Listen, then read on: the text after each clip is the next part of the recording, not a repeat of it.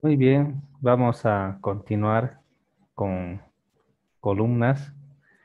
La anterior clase estuvimos analizando lo que son las columnas cortas y hemos visto hasta cierta parte cómo calcular la carga axial en las columnas, ¿sí?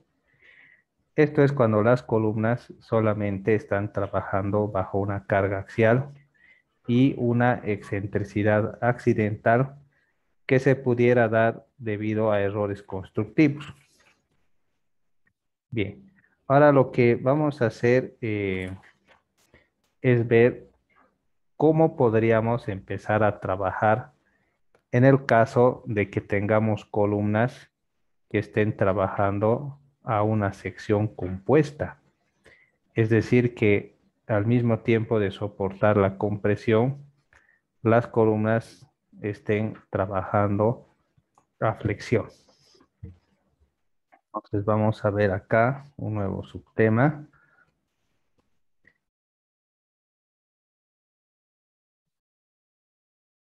que se llama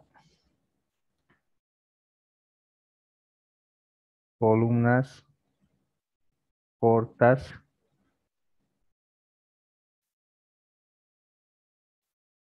sometidas a carga axial y flexión. Eso es lo que vamos a ver ahora, ¿no? Habíamos visto que la flexión en columnas puede deberse a esta situación, ¿no? Debido a la generación de excentricidades que ocasionan de que las columnas que están abajo puedan trabajar con un momento que es creado debido a una carga que es excéntrica, ¿sí? Así que eso lo vamos a escribir. La flexión en columnas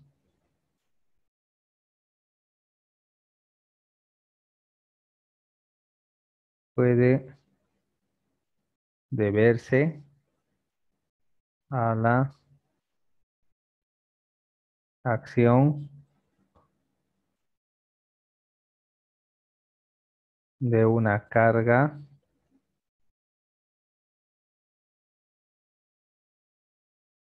excéntrica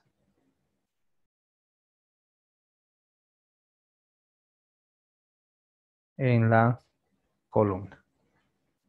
Esa excentricidad es igual al momento dividido entre la carga que está actuando, donde este P es la carga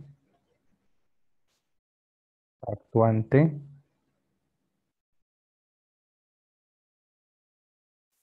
en el centroide plástico y este M es el momento actuante total. Y esto podríamos escribir de esta forma.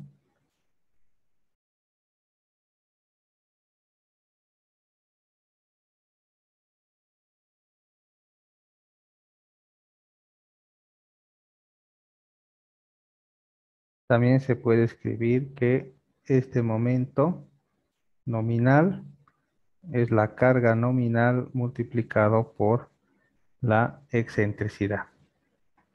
Para tener una idea de qué significa esto, imaginemos una columna e imaginemos el eje, ¿sí? Entonces este eje pasa por el centroide y ahí imaginémonos una carga excéntrica, ¿sí? Una carga excéntrica ahí.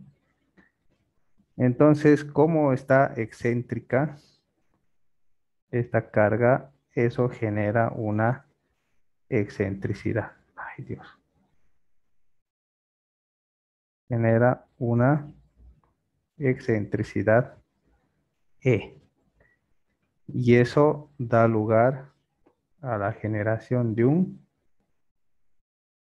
momento que está actuando ahí en la cara, en la columna.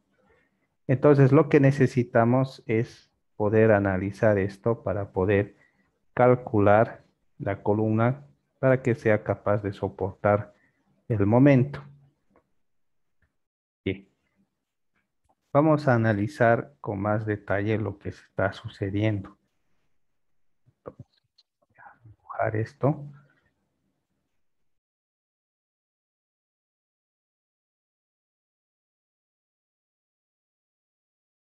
Estos de acá son los estribos y aquí tengo los fierros.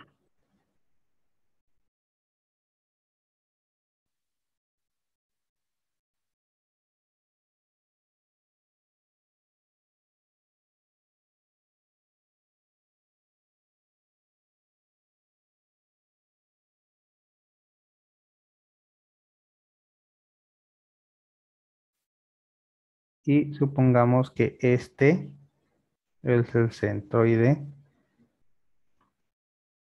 plástico.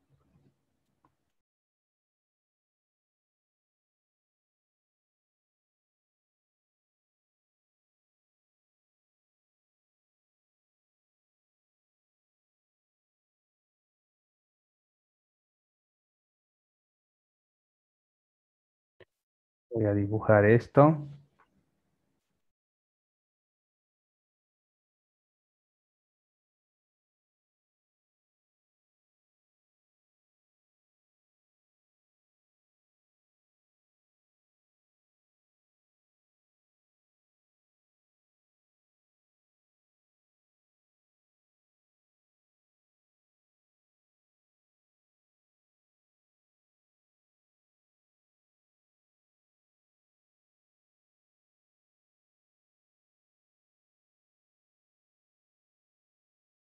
Bien,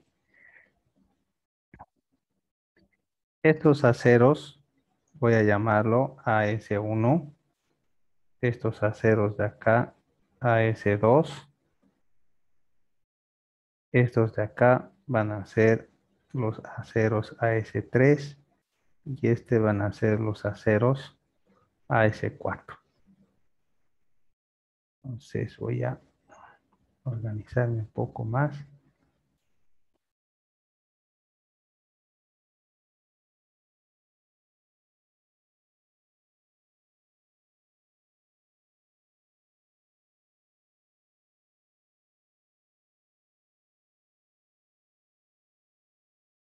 Esta distancia va a ser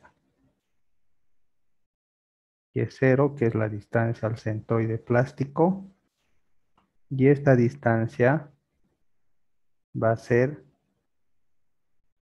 H, ¿sí? Y ese valor de H va a ir variando, ¿sí? La profundidad a cada uno de estos. Y aquí voy a hacer otra cosa.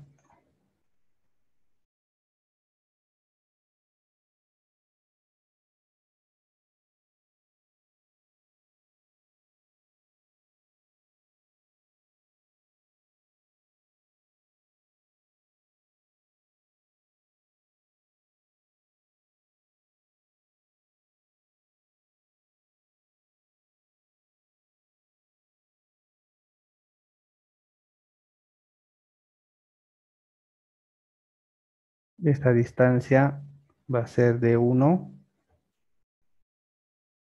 Esta distancia es de 2.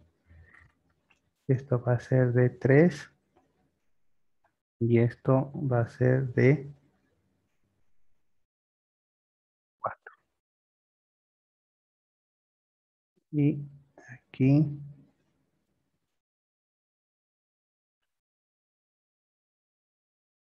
voy a llamar B. Entonces, si veo el diagrama de deformaciones, voy a tener un comportamiento de esta forma, ¿sí? Donde esta distancia de acá va a ser la deformación de la 0,1. Esta distancia, bueno, la deformación en el acero 1 sería no aquí,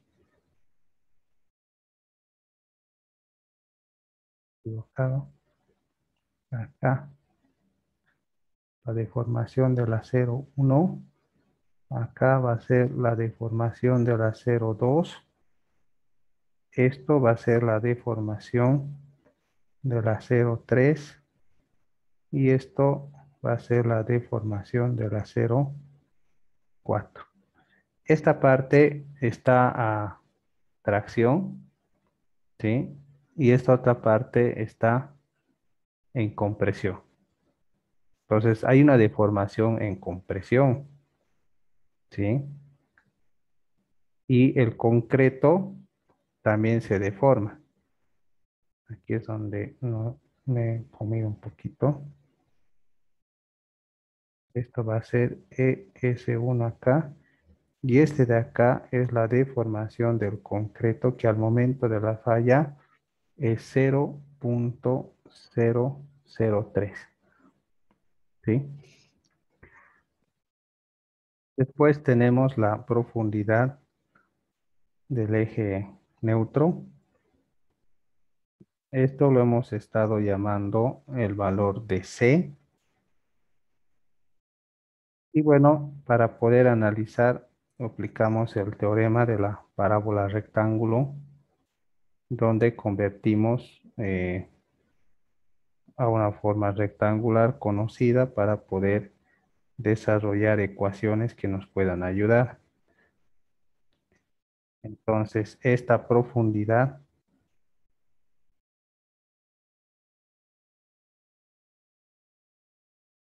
se lo conoce como A. Entonces, este acero de acá tiene una compresión que se calcula con AS1 por FS1, el acero, el esfuerzo del acero. Este de acá, AS2 por FS2, ¿sí? Esta compresión. Y acá tenemos el acero que está trabajando a tracción, AS3 por EFS3. Y tenemos este acero que trabaja a tracción, AS4 por FS4. Pues de esta forma trabaja este sistema equilibrio, ¿sí? Y a partir de aquí se pueden empezar a sacar algunas ecuaciones que nos pueden servir.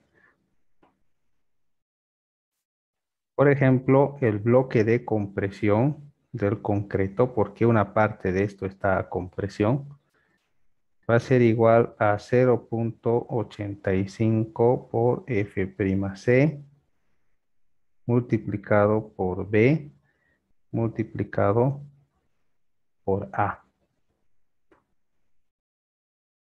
La compresión de los aceros de acá arriba va a ser AS1 por FS1. La compresión de los otros aceros es AS2 por EFS2.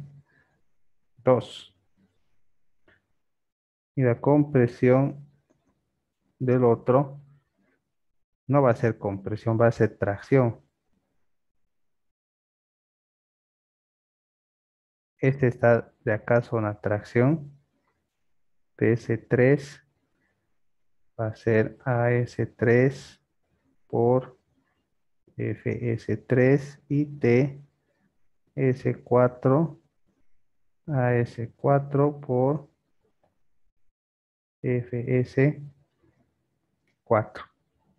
Entonces, de esto puedo sacar que la carga nominal va a ser la suma de todo esto. Bloque de compresión más la compresión del acero que va a ayudar a la columna, más la compresión del otro acero que va a ayudar. Y esas tracciones más bien restan en vez de ayudar. ¿Sí? Cuando una columna entra en flexión, aguanta menos. Esta ecuación entonces me permite eh, hallar el esfuerzo de compresión que puede soportar una columna cuando está sometida a flexocompresión. Ahora bien, el momento nominal, ¿sí? Resistente será,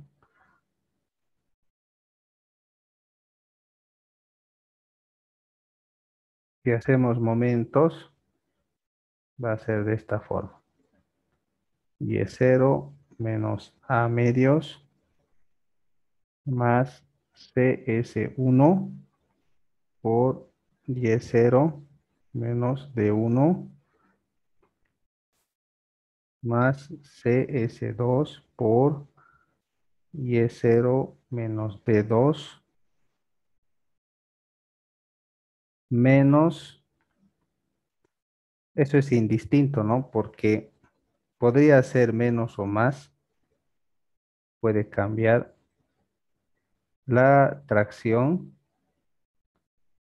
por D3 menos Y0 y ese siempre va a ser menos DS4 por D4 menos Y0. Con esta ecuación de acá, calculo el momento que está actuando en una columna. Entonces siempre se va a cumplir que el momento nominal va a ser P nominal por la excentricidad. Entonces estas dos ecuaciones nos permiten calcular eh, la flexión, bueno, la resistencia de una columna sometida a flexocompresión. Este valor de acá podría ser positivo o podría ser negativo. Mucho depende del valor de FS3. Si FS3 es negativo, entonces este es negativo. Aquí el FS4 sí o sí va a ser negativo. Por eso acá es negativo. Entonces, cuando hagamos ejercicios, nos vamos a ubicar este asunto. Bien, ahora voy a dividir la pizarra.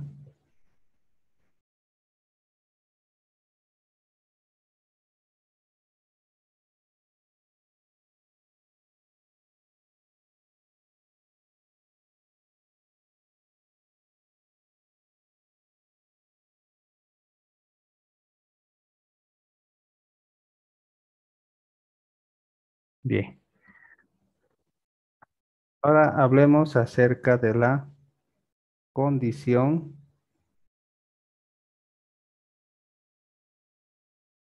balanceada.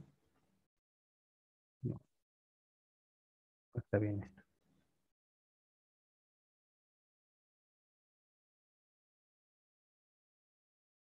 Condición de falla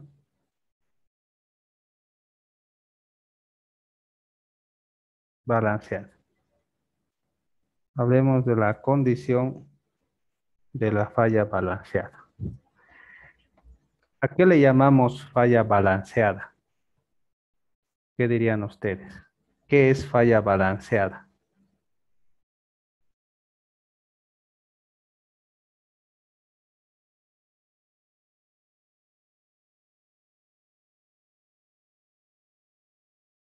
A ver, jóvenes, ¿qué es falla balanceada?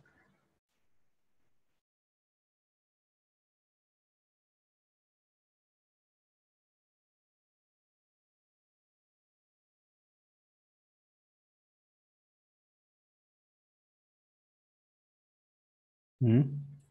Brian, Dije, no se le dije la falla balanceada donde está en el punto medio de la falla y lo correcto. no. En la falla frágil, ¿quién falla primero?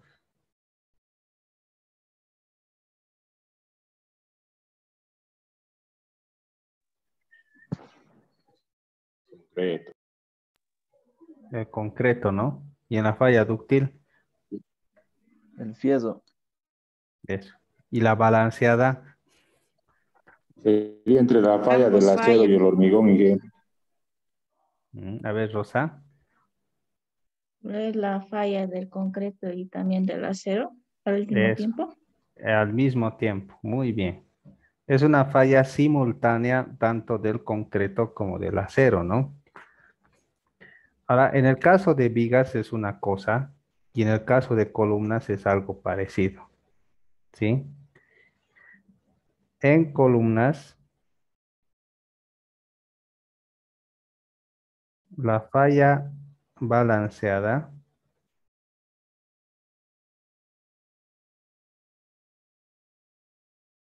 se da cuando se produce la falla del concreto y la influencia del acero en la cara mm, exterior, ¿sí? En la cara exterior, en tensión del acero, ¿sí? Entonces, una parte del acero, perdón, una parte de la columna está en compresión y otra parte entra en tracción. Si lo podríamos ejemplificar, sería más o menos así. Una parte está en compresión y otra parte está en tracción, ¿sí? Esto entra en compresión y el límite de la compresión del concreto es 0.003 y aquí tengo una deformación del acero, ¿sí? Y. El canto útil sería directamente esto.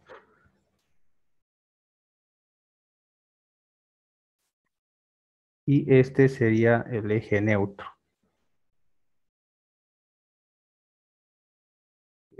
Sería a una distancia C sub B, o sea, C balanceado. O sea, es una profundidad del eje neutro donde tengo la condición balanceada. Haciendo una regla de 3 simple, tengo esto dividido entre 0.003 más la deformación del acero. De aquí, si despejo C sub B, va a ser 0.003 dividido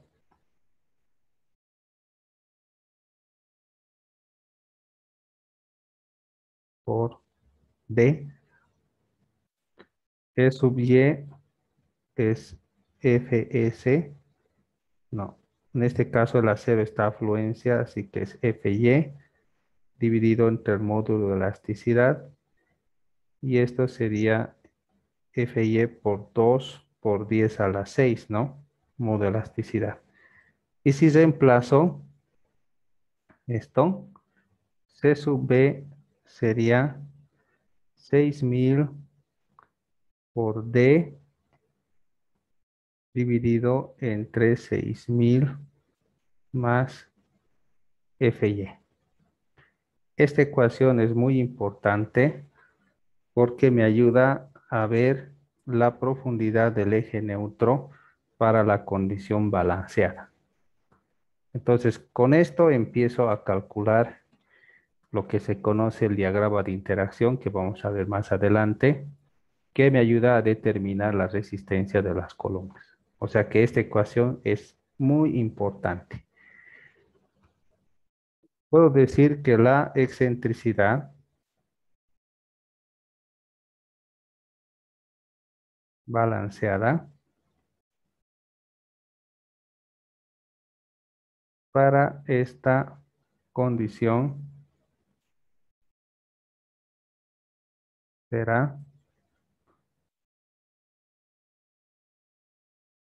momento nominal balanceado dividido entre el peso nominal balanceado. Ay, Dios, ¿qué pasó? Esto,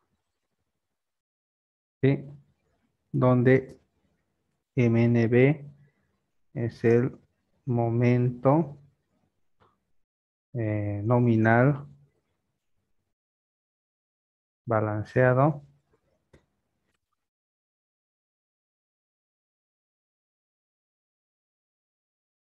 Esta es la carga axial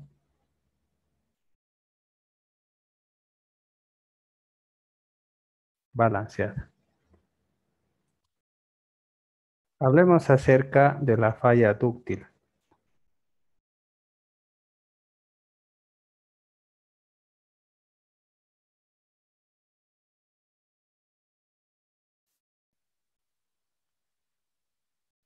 Dice, en la falla dúctil falla primero el acero y para esta condición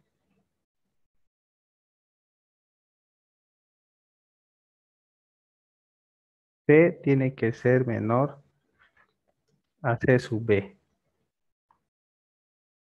¿Sí? En la falla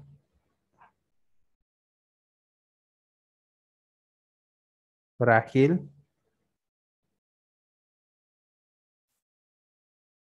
falla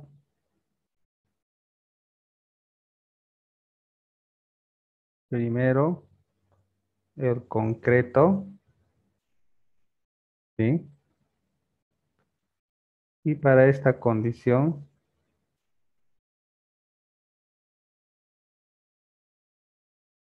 se tiene que C es mayor a C sub B.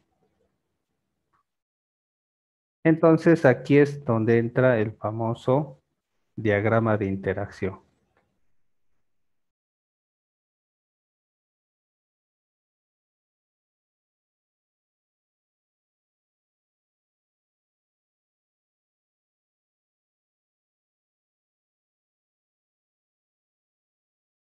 El diagrama de interacción de columnas es un gráfico que se crea para cada columna que depende de sus propiedades geométricas y mecánicas. Cuando digo geométricas, me refiero a su alto, a su ancho de la base, a su altura, a su base, y sus propiedades mecánicas son el acero, ¿sí? Este valor de acá es Pn de las abscisas, de las ordenadas, perdón, y de las abscisas es el momento nominal. Entonces el diagrama de interacción es una cosa así. ¿Sí? Está mal.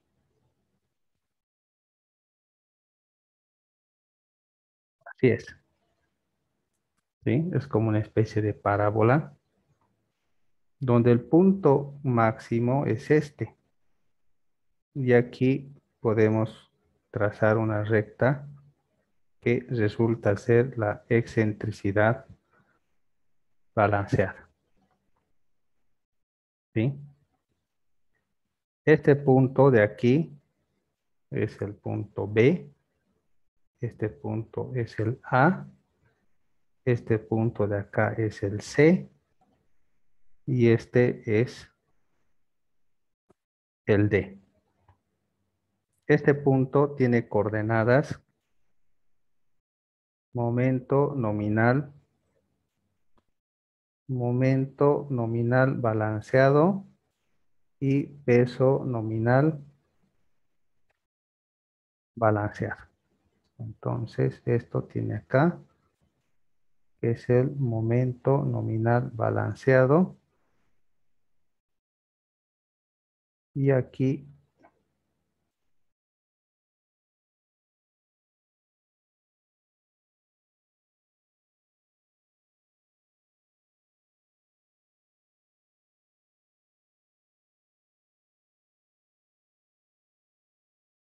esto de acá es el P nominal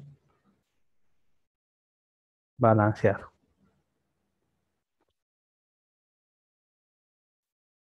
Este punto A es la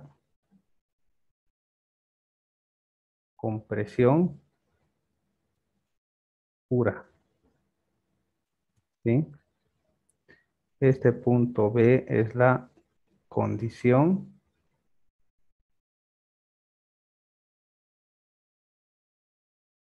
balanceada. Este punto C es la flexión pura y este punto D es la flexo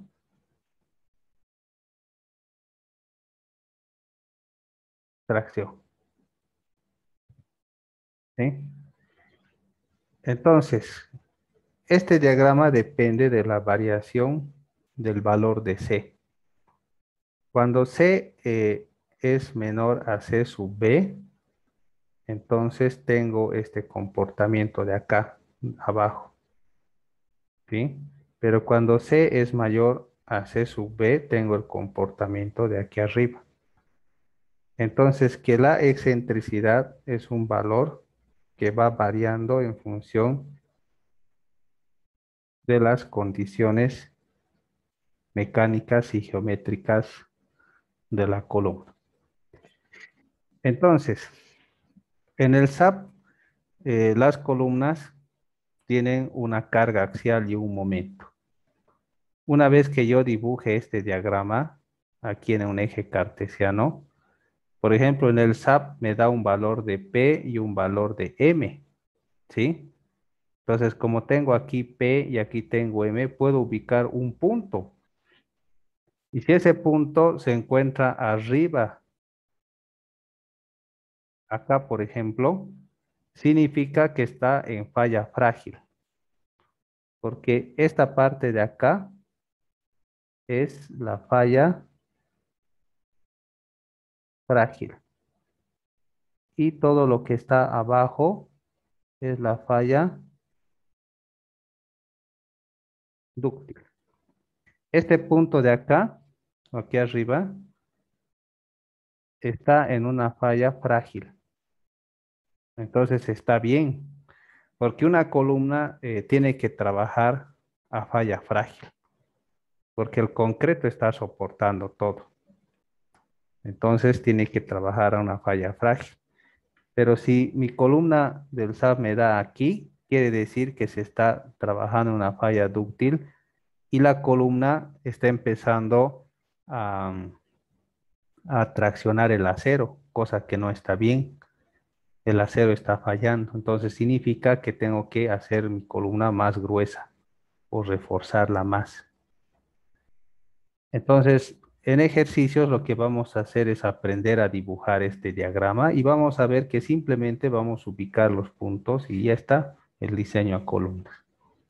Entonces la idea simplemente es dibujar correctamente este diagrama de interacción.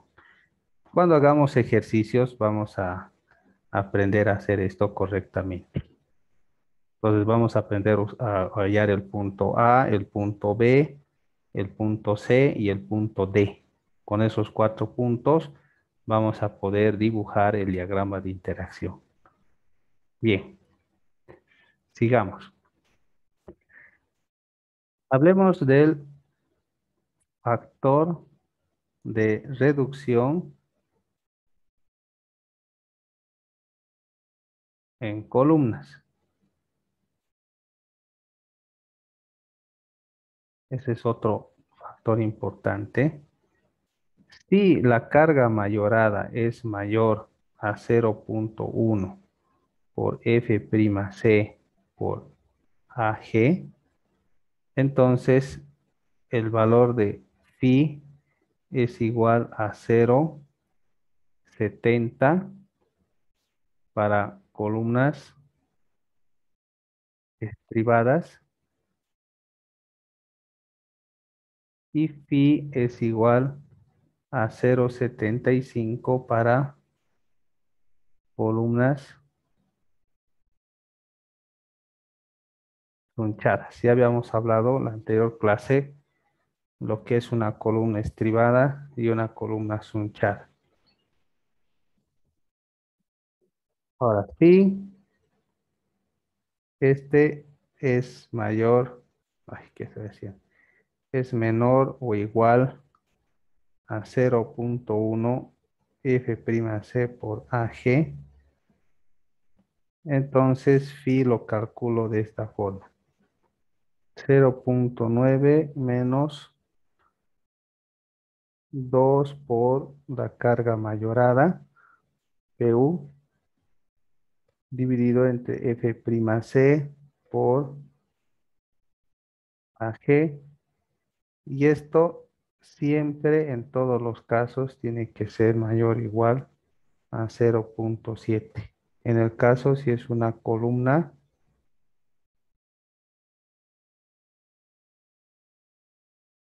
estribada.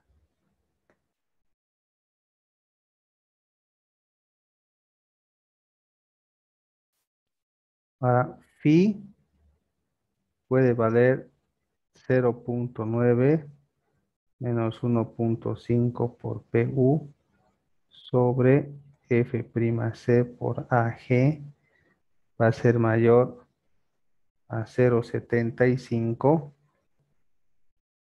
en el caso de una columna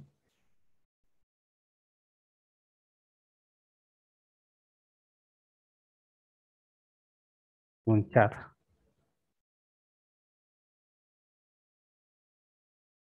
Ujú.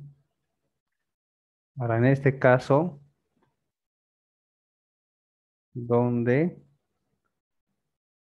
PU va a ser menor o igual a 0,1 por F'C por AG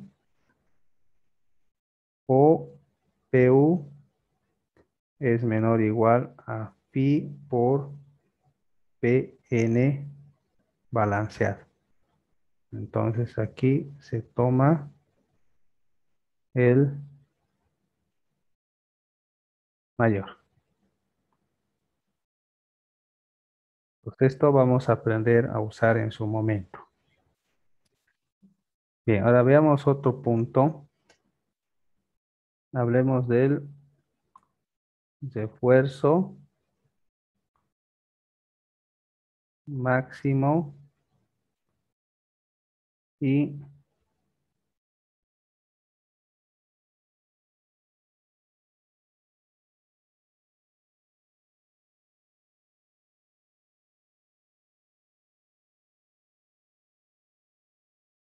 en columnas.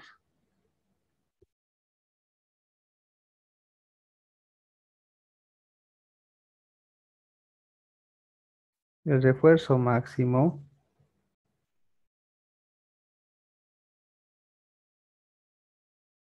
Es el área de acero del estribo igual a 0,08 por AG, ¿sí? O sea que lo máximo es el 8% del área bruta y no se toma más por facilidad de armado,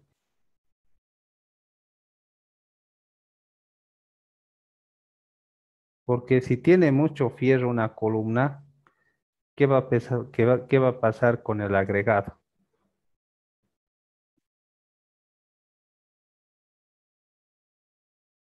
¿Mm? ¿Qué va a pasar con el agregado? Si hay mucho fierro o es muy ceñido el fierro,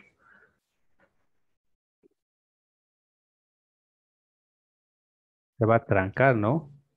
Sí, no se va a poder vibrar tampoco y se va a trancar. Cangrejeras, ¿no ve? Y Sí, también Inge. cuando tiene mucho fierro, el hormigón revienta, porque el fierro es más duro que el concreto, ¿sí? Cuando está muy armado. Hablemos acerca del refuerzo mínimo. El refuerzo mínimo es el 1% del área de la columna.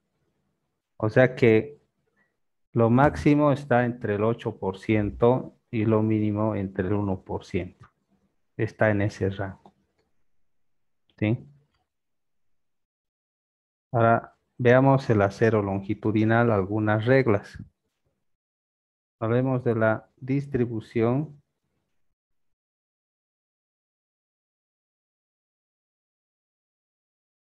del acero longitudinal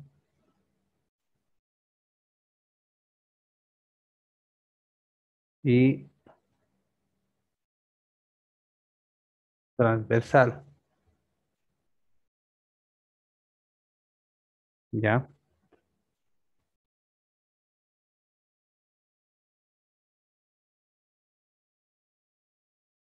En columnas estribadas, lo mínimo que se tiene que colocar son mínimo 4 varillas.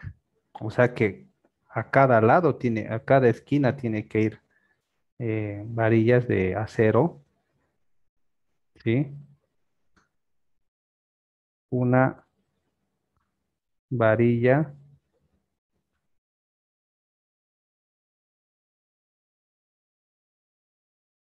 en cada esquina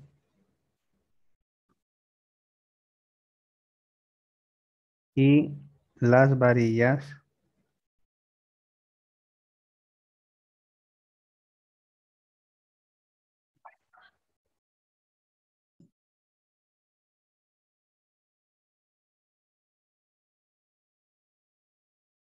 deben estar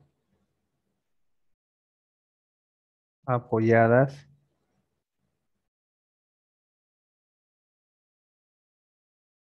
dentro del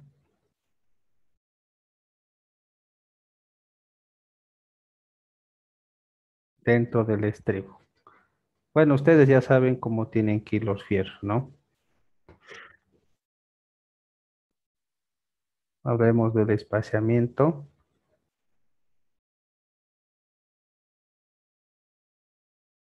El espaciamiento vertical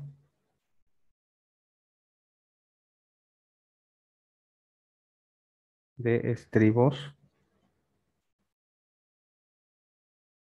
S será cualquiera de estos criterios.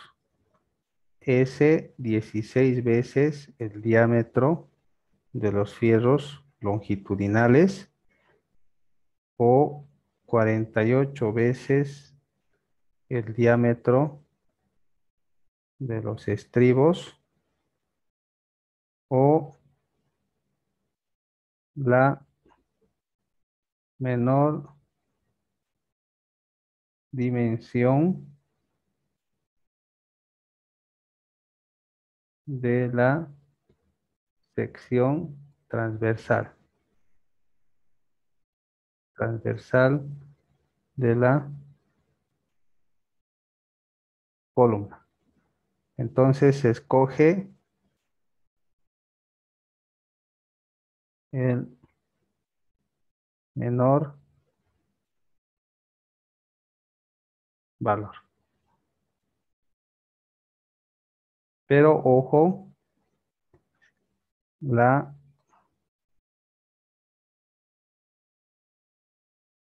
separación máxima permitida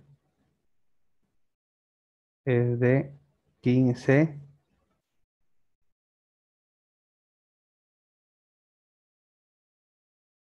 centímetros. Y para cerrar con broche de oro, hablemos de las columnas hunchadas.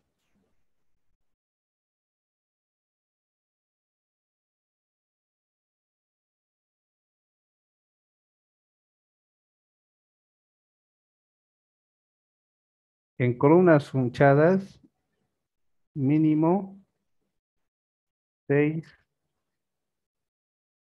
arillas longitudinales.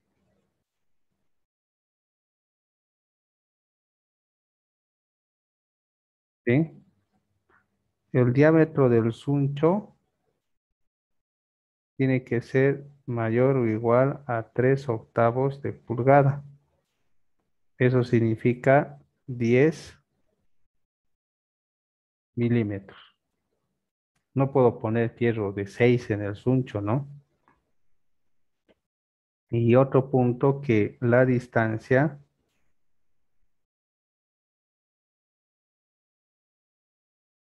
libre entre espirales será 2.5 centímetros a 7.5 centímetros. Otro criterio,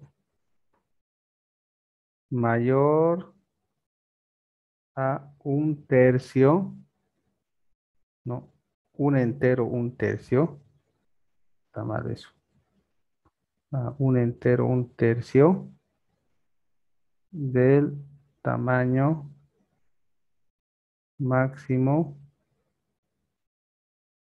del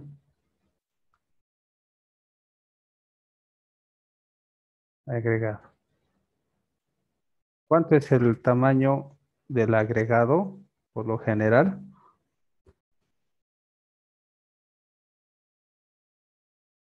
¿Cuánto es? ¿Cuántos milímetros de la grava?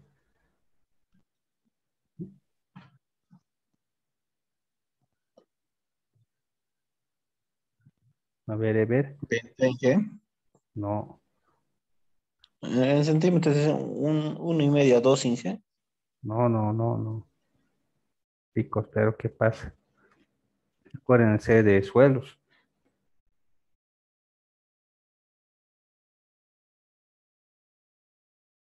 De 4,75 a 38 milímetros. ¿Sí?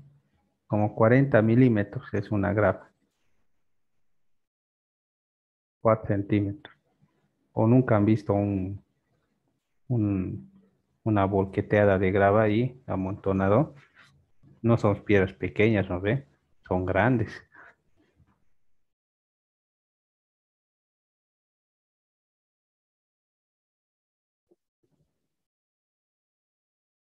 Bien, ha llegado el momento de sacar una evidencia. Podemos prender cámaras, por favor.